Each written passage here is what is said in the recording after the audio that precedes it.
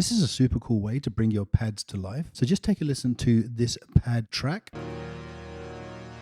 I'm using Drift here as the synth, and Drift is really amazing. It has a great analog sound.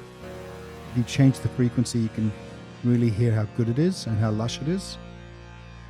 Anyway, what I'm going to do now is just before it, I'm going to drag a envelope MIDI. Then I'm going to map that to a utility gain. There it is. So you can see that little dot there, and I'm just going to put the utility gain on. Then you're going to want to get rid of velocity and sustain. Make sure that the ranges aren't too huge so we don't get a massive spike on the gain. Let's just take a quick listen. That will do. That's a good little range there. So we can also increase this amount by about 60%. We want a bit more movement. So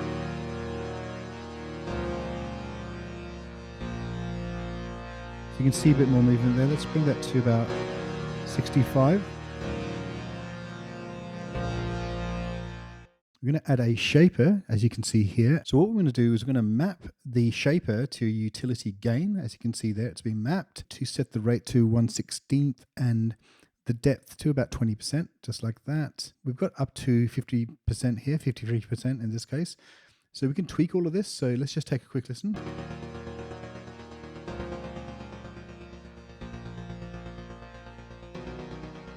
Let's increase this amount.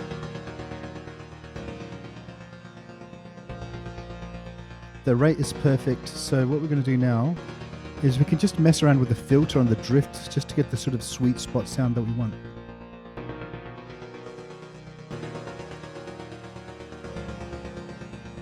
Let's play it with the rest of the track now.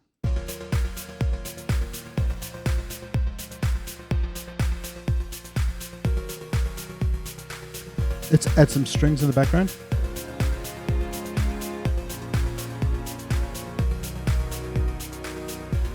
And we're just going to add a quick start to the track as well. So we've got that side chaining sound.